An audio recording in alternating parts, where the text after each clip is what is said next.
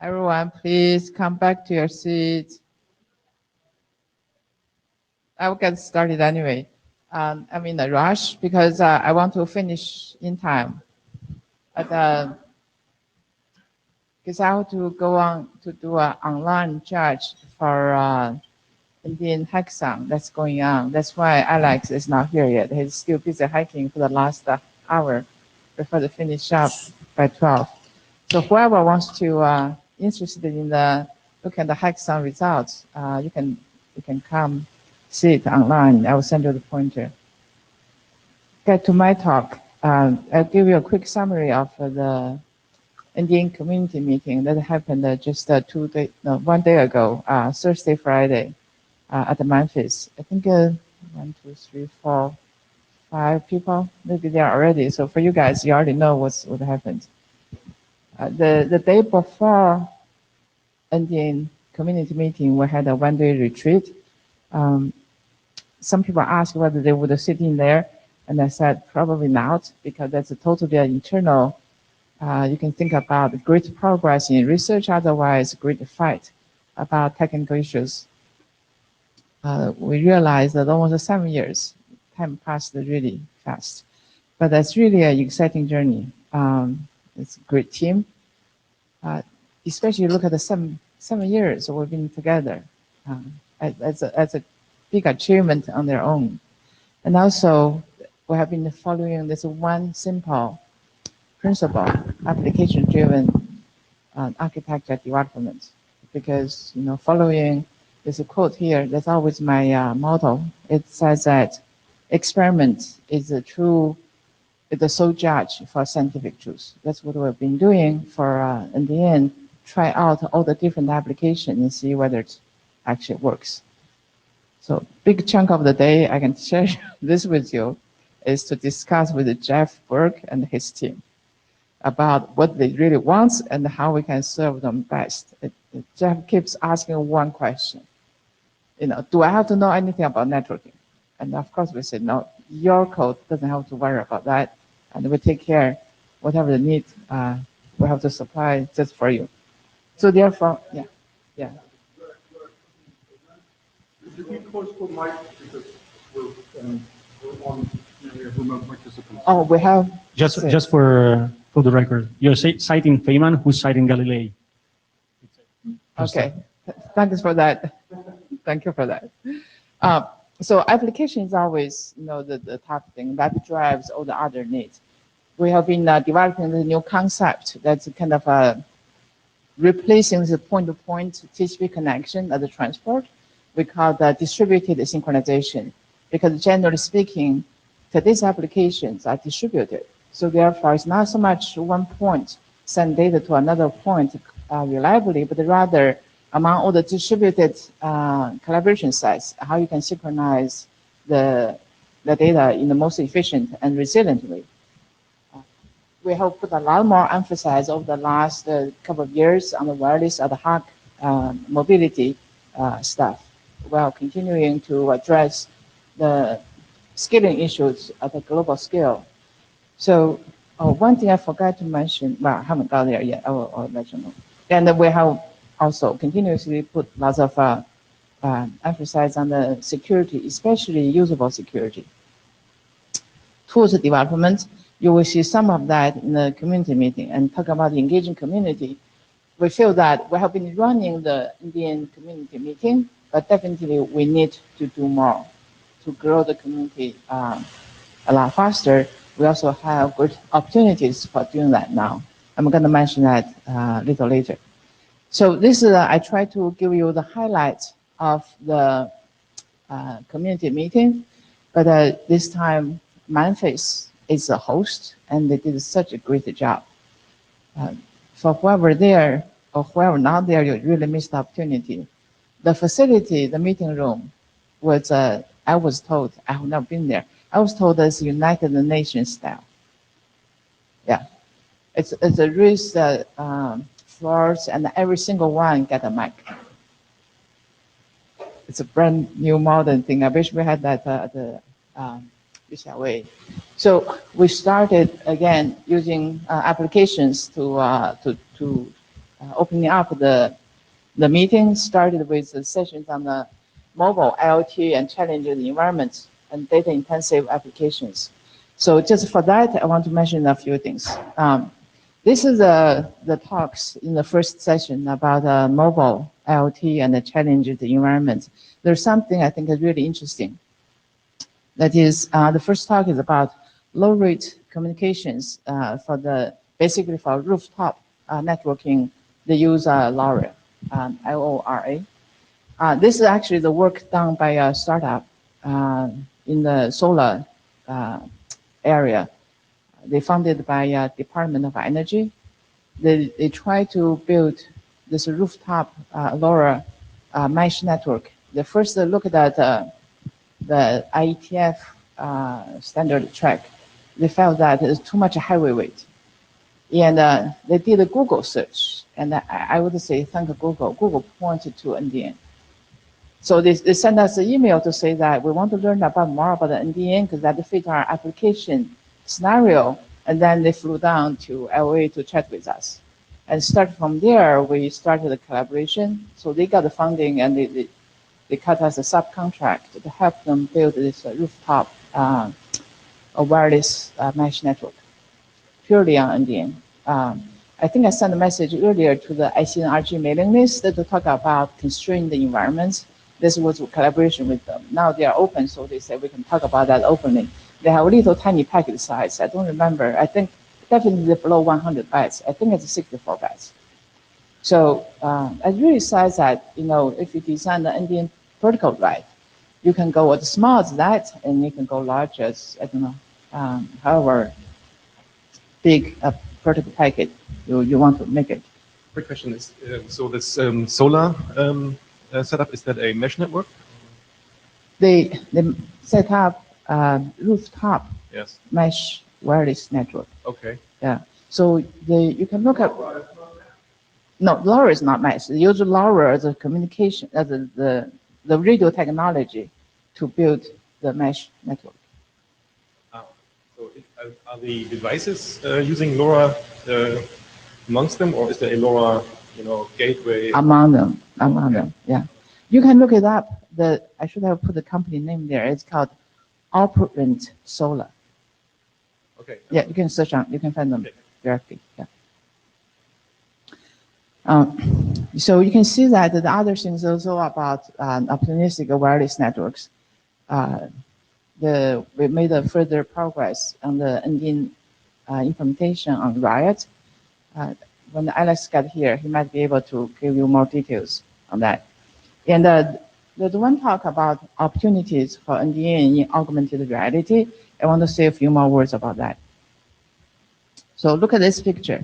I think the new applications, exciting ones, are really coming.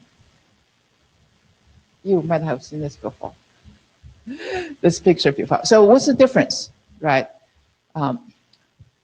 It's no longer just that you type a URL, go to somewhere and find the information. What we are trying to build this thing, we're really going to work on this later this year. That is, we say that all this augmented reality or virtualized reality or combination of them all going to enhance the daily life. Other things I don't know well, but look at the UCLA campus. I've been there 20 plus years now. It's a gigantic place. There's so many things going on. You never know where things going on. So therefore, what we are seeing here is that augmented reality allows you to browse the campus. Now, what's the difference between browsing the campus versus you just type in, www.ucla.edu? Okay, browsing the campus means it's augmented reality. You can just say that, with your phone, you want to know about the campus information. The data that we've shown here actually comes from all the sources. It's not from a single particular website, but instead, based on your interest, your context, then you can really collect all the information from different sources through all the different heterogeneous wireless channels and get assembled together in a comprehensive way on your screen, on your phones, when you're moving around, going through things. So I think we heard earlier about combine the use of the LTEs and the Wi-Fi's. And on top of that, we're also going to do, Bluetooth, Wi-Fi direct, Wi-Fi ad hoc, so that you have very richly connected local edge computation environment and get whatever information you needed. One thing that didn't show up here is that we also actually going to work together with people who are doing computations to move the processing to the edge. And with the ICN technology, where you just request data by name, you don't really know or care where the data comes from. It can come from the network, can come from nearby storage, or otherwise coming from computation. In particular, with one professor called Jason Kang, he's an expert in this area called domain-specific computing. Effectively, they use programmable FPGAs to install specific computation functionalities into the chipset, so that you can really bring this augmented reality and virtual reality down from the cloud to the edges, and really benefited through this approach of browsing the campus. And eventually, people will talk about smart cities. You can do the same thing about browsing the cities, but not limited to a particular web server that give you whatever information it wanted to give you. We're really talking about now many-to-many communications, and thanks to the technology, we can do it now. So now the challenge is really up to the architecture, the protocol stack, how we can utilize all this information to bring life into a more exciting next stage. Security has always been on top of our things, but people are still pushing us. I'm going to tell you a little more later. And then I want to say that we focus on the tools development. So there's particularly two things about Indian Control Center. It's basically before use of the code a little challenging, especially for people like me who has not touched the code for ever since I joined UCLA. And so this allows you to, the Indian CC, otherwise Indian Android, would allow you to just install the whole thing and run the whole thing with couple button pushes. And this time we're putting the Wi-Fi ad hoc into the Indian CC and the Wi-Fi direct into the Android. Why don't we do Wi-Fi direct? No, why don't we do ad hoc the same way for the Android? Because Android doesn't support it, as far as I understand, without rooting the phone, which we feel that many users don't want to do that. The additional sessions, including the applications, routing and the forwarding, there's some more interesting stuff about routing. Is a new thing called geo-hyperbolic routing. It used to be that there's a hyperbolic routing you probably have heard a number of times that's been going on. But the recent progress is really adding geolocation information that improves the result in a big fundamental ways. There's some new work about loop-free multipath routing and other things. One thing I forgot to mention is that I'm going to send the slides to Dave when I finish here. If you follow the community meeting website, that actually has pointers to the recordings. Talk about the advanced facilities. They actually real-time streamed the whole meeting as well as recorded this.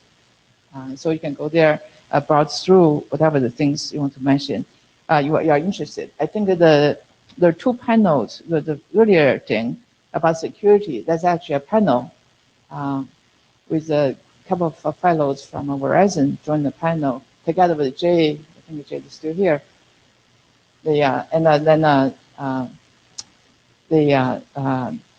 Alex Haldeman, who's a professor at the University of Michigan. He's super busy these days because he got involved with the presidential election security issues. So he went to the Congress and whatever things, but he was in the panel and really gave lots of great comments. And the second panel I want to point it out is this ending at the edge and on the horizon panel. Look at it's part of the panel. Well, it's still here. I would also like to see if people would be interested to watch through that. I thought we brought up lots of interesting things. In particular, Jeff Brook was the panel chair. He really tortured us by asking very, very tough questions. I think you would agree with me on that one. So that might be interesting to watch. I think I'm running out of my time. Let's talk about this. So we always, at the Indian community meeting, we'll go to a round table, collecting the feedback. This time, the good thing is, like I said, everyone has a mic, so that you no longer have to pass the mic around and give to the next person to speak. And I really enjoyed the facility tremendously. But we run out of time to let everyone have a few minutes to talk, because we scheduled 1 hour. I think the last 1 hour and a half, Lan Wang, who's the chair, just simply cut it off. So then we received some emails for those people who didn't get a chance to express their views. So there's one message I found out in my email box, and talking about, of course, they thank us for inviting them to join the meeting, but look at the couple of feedbacks this fellow provided. Is that, can we expect expand more research and technology development on Indian security? I think security, to my personal view, is really the fundamental points, one of the fundamental points, the advantages of ICN. I think that ICNRG, of course, covered many grounds, but maybe I would make a suggestion to bring up the attention to security by a notch, because that's really, really important now. Especially for security, if you don't start from day zero, it's very difficult to. So I was going to ask you if you would drill into, like, what do you mean when you say security? Will you tell us? Well, we have been building applications, and we admitted in this paper we published in 2015. It's about the schematizing trust in Indian, where we admitted that when students build applications, the very first shortcut they do is ignorance and security. Fill in the signature by whatever junks they can figure it out, and say, well, we'll take care of security later. So that the basics tells us that they're not intentionally not lacking the security, but clearly the use of it is really difficult. How do you figure out, first of all, what does security means? Security, the first requirement, you have to have identity. Then you have to have certificate. Where do you get that? How much effort it will take for you to get that? And once you have your certificate, NDN or ICN in general allows you to have a highly granular security. That is, you do not use your personal certificate to sign everything you produce.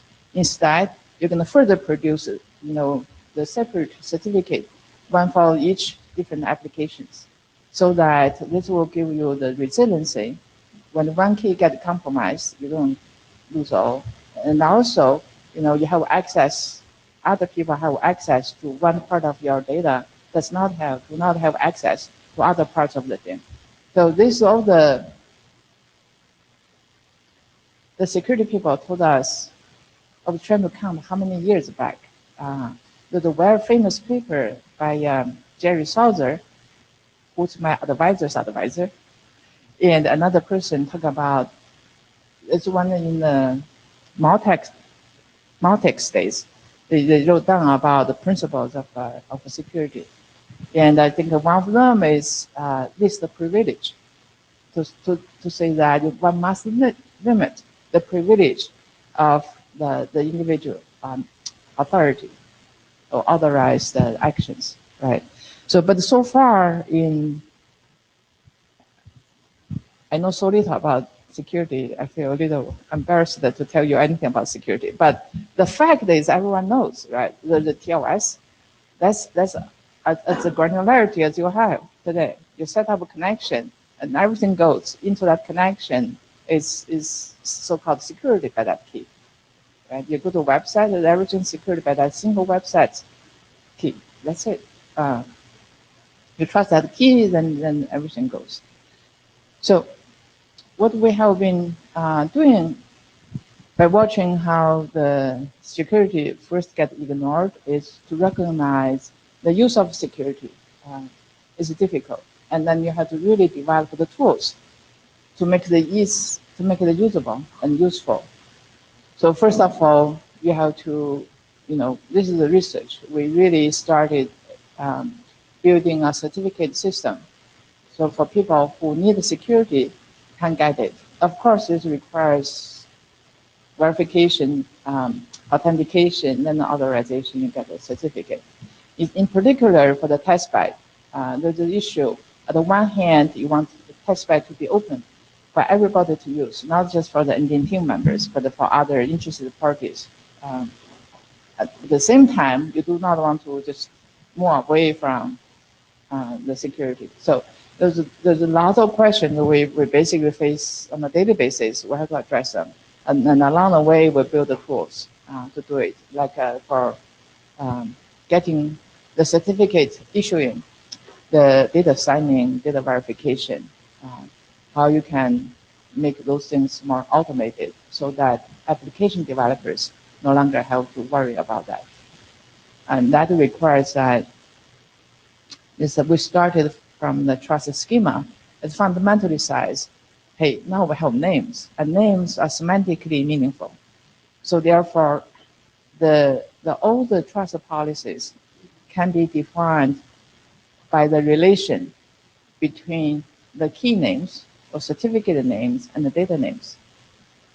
And so therefore, as the application developers, you don't have to be a crypto expert, but instead you understand, right, what's the security policy for your application, who should have access and who should not. And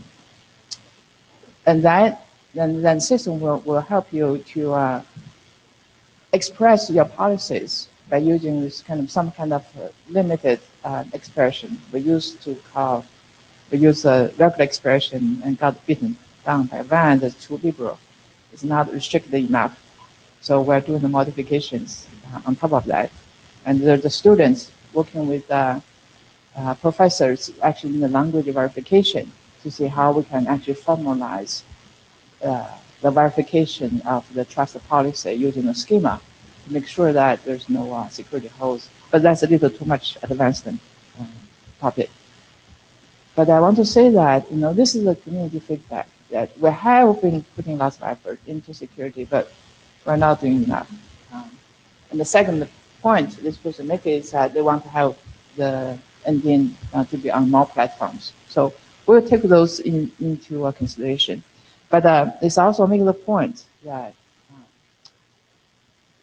if you want to design something for the future, you really need the community feedback. And together, like Luca already did, that we need community contributions.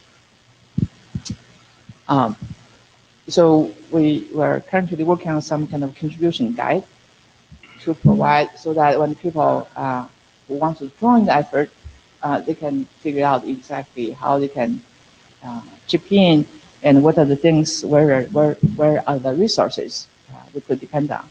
And I also want to tell you, there's a little advertisement on myself.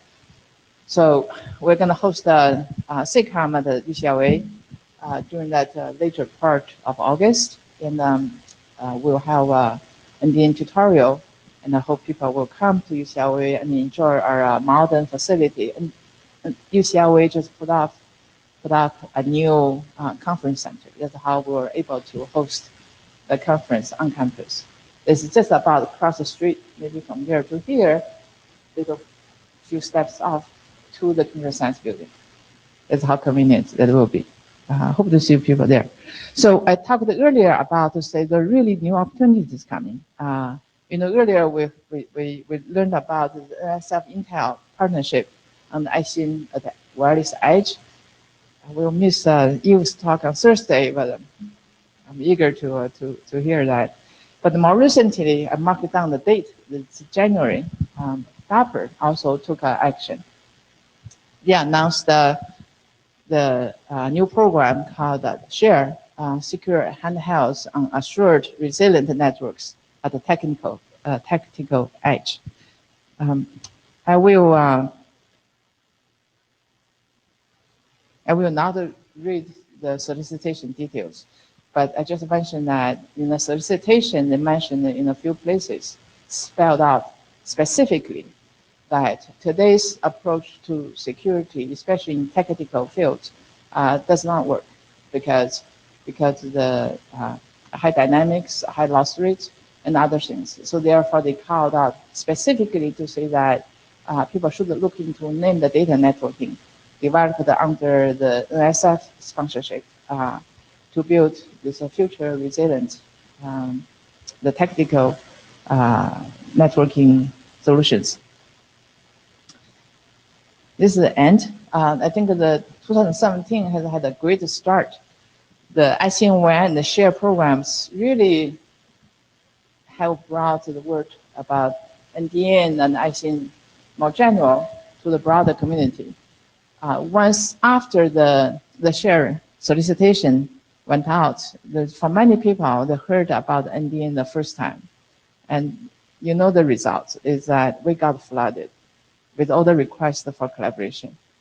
And we realized how little the Indian team can do. And so therefore, we really call out to the broader community for collaboration. I think that the ICN program, ICN1 program is really a great step forward. You know, what happens as a result is that in putting the proposal together, so Indian team individuals actually worked with other people. Then we really at least we broadened the kind participation. Like for the UCLA proposal team, it's not just me and Jeff. In addition, we grabbed 4 more other faculty members into the proposal team. So they now understand NDN, and now they will be working on NDN. So we didn't do as well as the other teams, other proposal teams. Professor Patrick Crowley, he worked with yet another proposal team into the program. He actually educated 8 other faculty members in multiple campuses about how NDN works. Patrick told me actually, he was saying that, you know, the idea is just like something, it's catching the fire. He didn't have to say much, and people just grab the idea instantly, they understand it, because those people have been facing the challenges in doing the wireless over the TCP/IP for years. So therefore, once Patrick explained them the idea, they just got it. So I credited him. I said, you know, you really spread the words. And he said, I didn't have to do much because the concept is so intuitive and people understand really well. Anyway, I'm over my time, but I want to say that we really have a good start. And I think that having the ICN from edge in has a great potential that we have been seeing lately. And with the Cisco's effort removing the IPR barrier, we're really looking forward to a very productive years for the ICNRG. Thank you very much. Thank you, Lisha. Any questions, comments?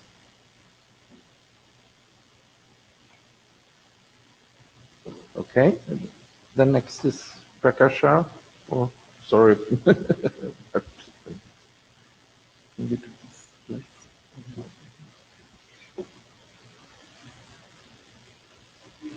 Yeah.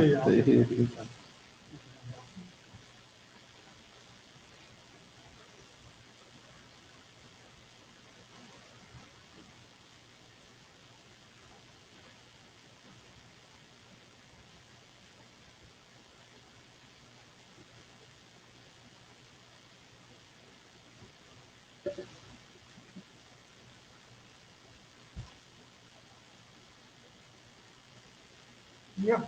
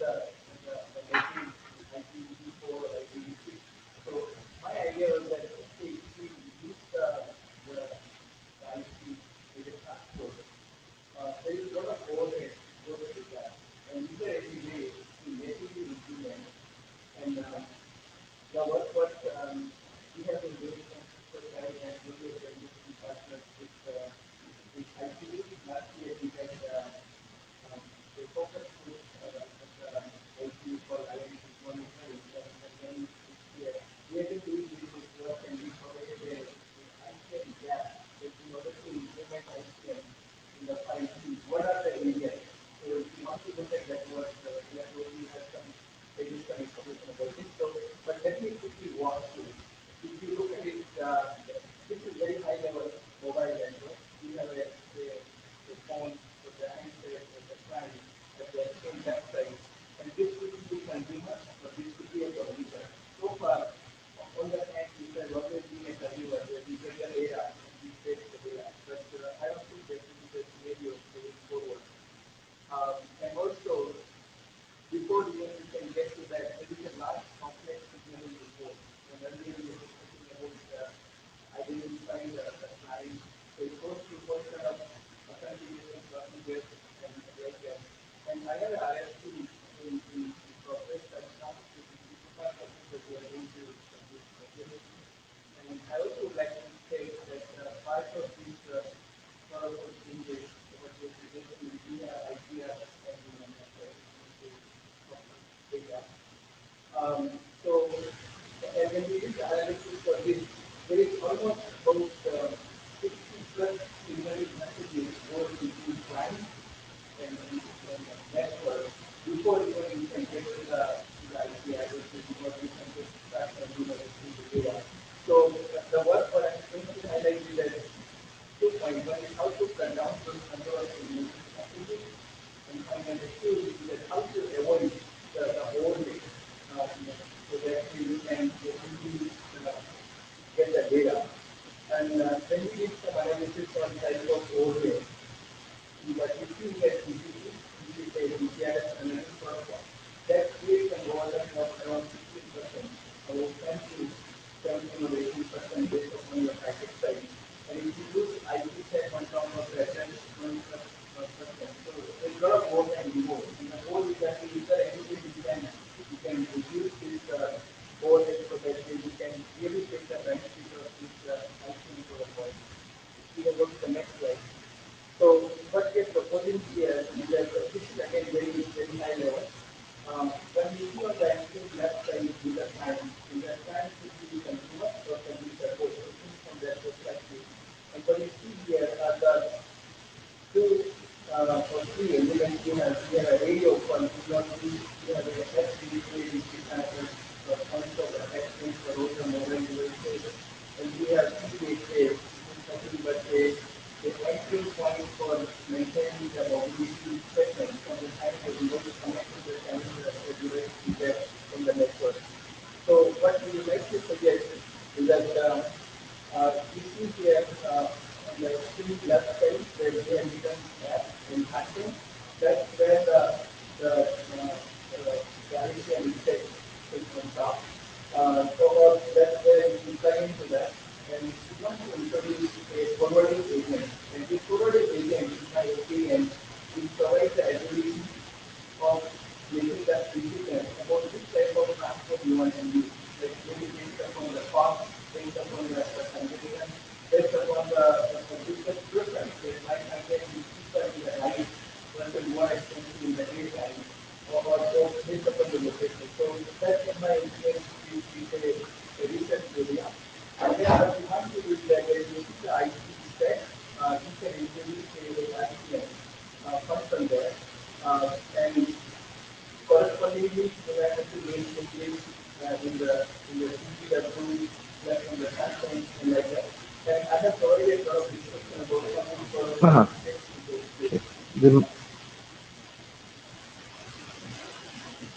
Thank you. That's why I was asking, because I was not able to hear my echo. Okay, thank you. So if you can go to the next slide, and if you want, I can repeat that again. So this one is very interesting, and I want to relate it back few years back when IPv6 was introduced. And I always look from that perspective that, hey, what really changed in the mobile network when IPv6 was introduced? Because everyone was quite happy with the IPv4 and they ran into the problem. From our analysis, when we want to introduce ICN or name-based networking, I think it is more or less same problem what we went through when IPv6 was introduced. So if we relate from that point of view, the client has to be identified either as an Indian client to really take the benefit of removing this overlay, what we just described earlier. So And I have worked on the area how we can introduce the client identification. So what you see here, there are two different options. The option on the left side, you can call it a dual stake or triple stake. When V6 was introduced, we started calling the handset as a dual stake if you support V4 and V6. And what we can do is that when we want to introduce ICN, either by using the embedded, we can embed the NDN or ICN named address inside the IPv6 header, or we can create an additional protocol version where the client is identified natively as the ICN itself. So what you see here, the forwarding agent that I described earlier, that it can have the intelligence to bring the information from transport point of view about which transport is preferable from the cost, location, congestion, QoS, each of these criteria. And from top, in terms of the application's preference or the content's preference, that I want to get the content either receive it or publish it using NDN versus IP versus different options. And then the client's capability could be introduced in terms of two additional sub-function, which could be the ICN function or which could be the existing IP function.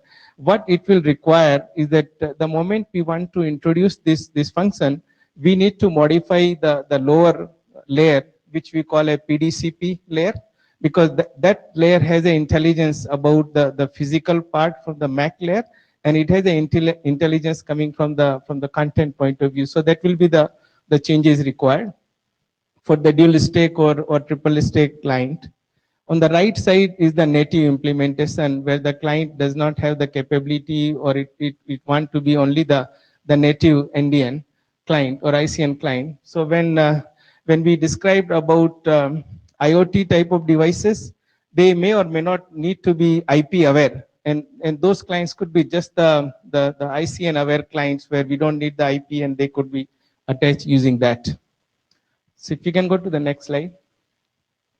So that was the part in the client. Now if you want to introduce in the base station or the first point where the device get wirelessly connected, what we can do is that again we see the protocol stack.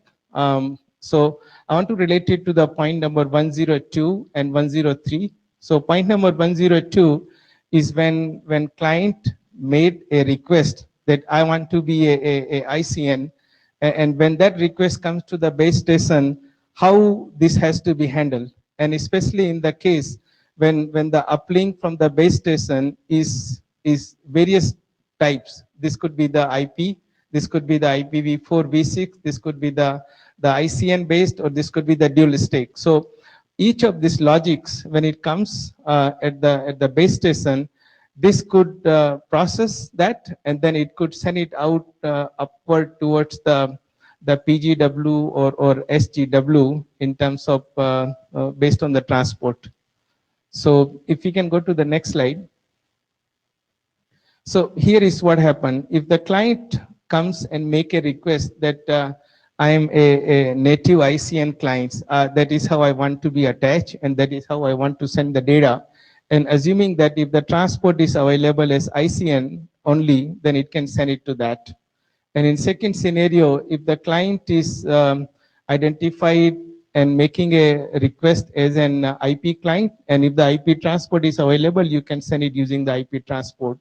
And in the third part is that if the client is identified as dual stakes, so if there are two type of attached requests that the client is making, and which is not unusual, because I'm not sure how much you are aware, but this phone, what we have, it has multiple IP addresses, not just one. Sometimes if you see a complex phone, you might have more than 8 IP addresses, and that is based upon type of devices which are being attaching. And imagine about the complexities when you have 8 different IP addresses, which application will take what IP address. There is a complex algorithms involved in that. So imagine that some of the devices, if they are being requesting an attachment with the ICN, IPv4, IPv6, then we need to build the logics inside the base station when this request comes, how to deal with that. So that goes to the third part for native IP and ICN. If you can go to the next slide. So let me quickly walk through, and I had a very lengthy discussion with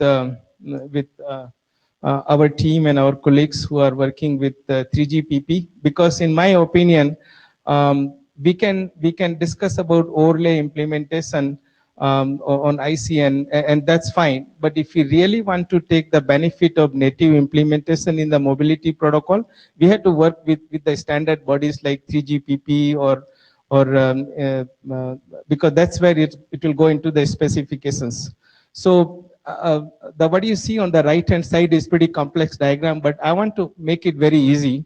The first point is that when the device want to attach to the mobile network, it has some way to tell to the network what type of client I am, and there is a field defined which we call a PCO, which call a protocol conversion option, IE, and in that PCO IE you can define with the ICN based identity, or you can define like a dual stack or triple stack based identity.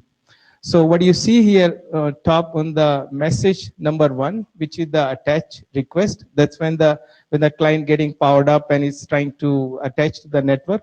We can put this PCOIE field into that, and that will go into the network, and rest of the messaging may not change, but those interim devices has to be fully aware of the ICN identity.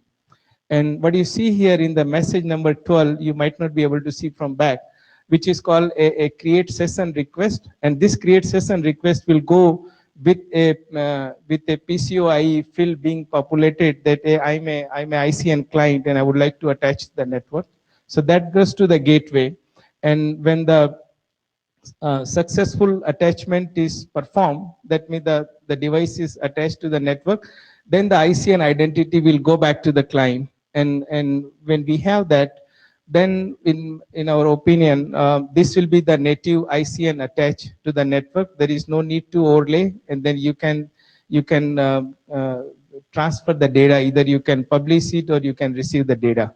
So this is overall summary for this one. I have a draft going in progress, and Chair, thank you for allowing me to present today. But if any of you want to join in the draft, we would really welcome, because in our opinion, if we have a work done collaboratively, probably we'll be able to put forward and convince 3GPP. We have proposed to 3GPP, they're evaluating, but I think more industry support is required to really push for this. So if there is any question, I can just take it on that, or I'm available for rest of the day, and feel free to reach out to me. So I had one question, because it wasn't clear to me, because I'm not a cellular expert at all. It was clear to me that in the first 2 deployment scenarios, you're still running a GTP tunnel all the way back to the packet core, right? So all the mobility stuff is still being handled by the standard cellular mobility, and whenever you move, your tunnel gets moved. So the ICN network doesn't get involved in mobility. The ICN protocols don't get involved in mobility at all, and you're basically, you're either running ICN over IP over a GTP tunnel or ICN directly over a GTP tunnel. Those are the first 2. But I think that's correct, right? That's the overlay scenario, but if you go to the, so this one but was, then I wanted to look yeah, at the later one yeah, that I guess I don't quite understand, which is this one. yeah. So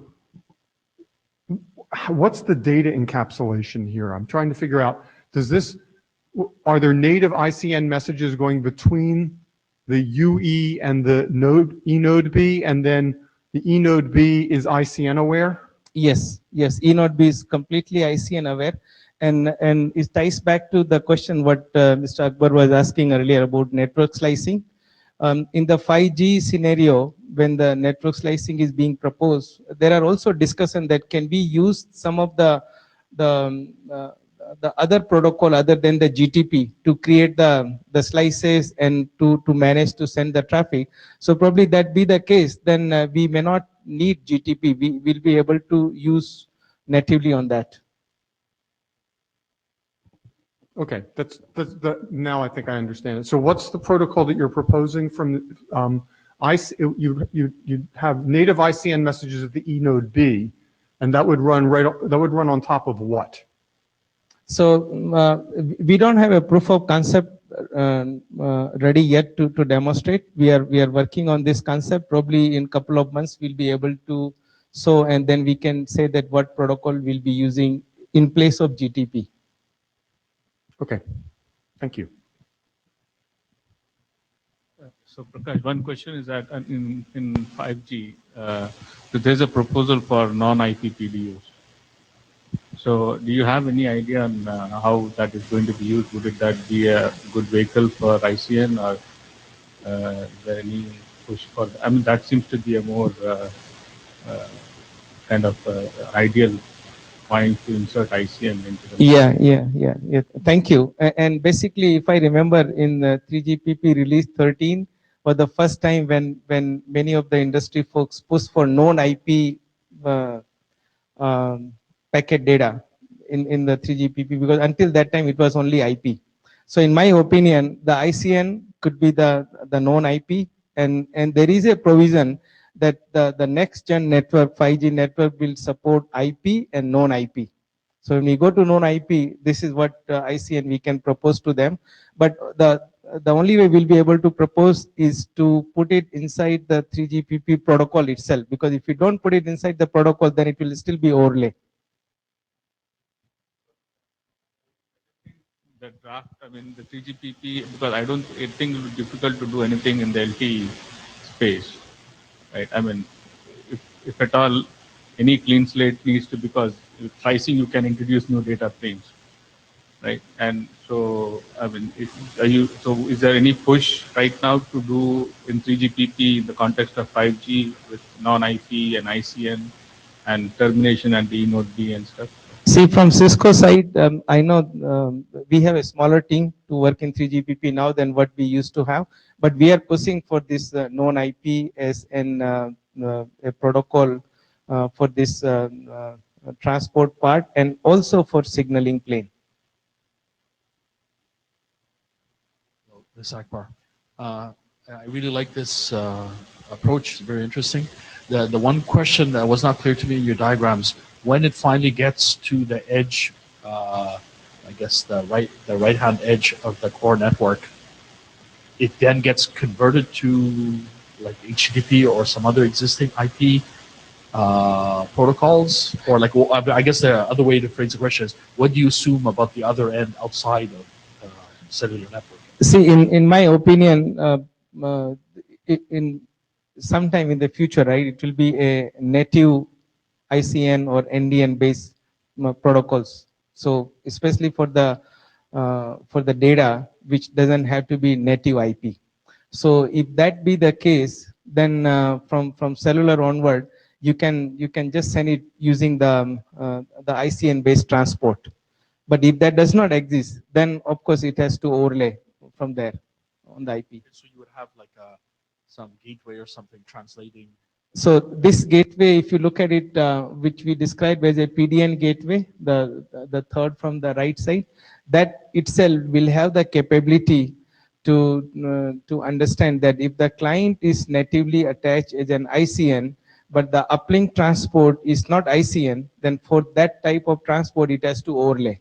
But if the uplink transport is ICN available, then don't overlay, just send it as it is.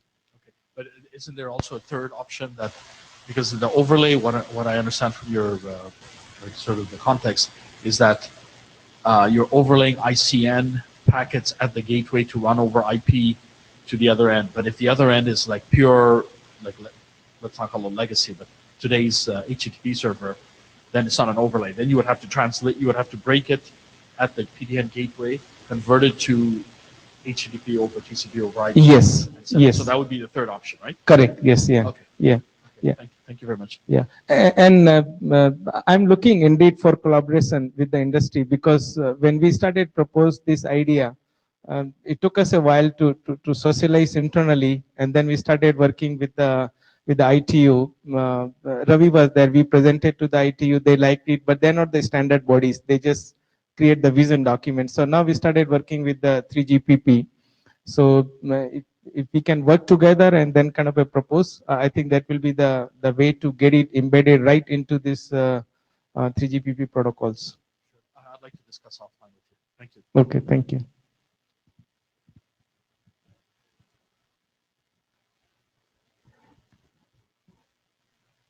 Okay, thank you then. Thank you, Chair. Very much. Then we're reaching lunch. By the way, you said you wanted to discuss offline. In general, we have this. We might have some breakout sessions at the end, so it's not defined exactly what they are going to be. So if people want to come up with something during the meeting here, you see that there are some people here that you would like to join together and work, talk a bit about that. That's an excellent opportunity to do that. And you can, of course, continue during the week, and then if you come up with something, a slide or two that you want to present at the Thursday meeting, you could certainly find time for that, for a quick thing to get.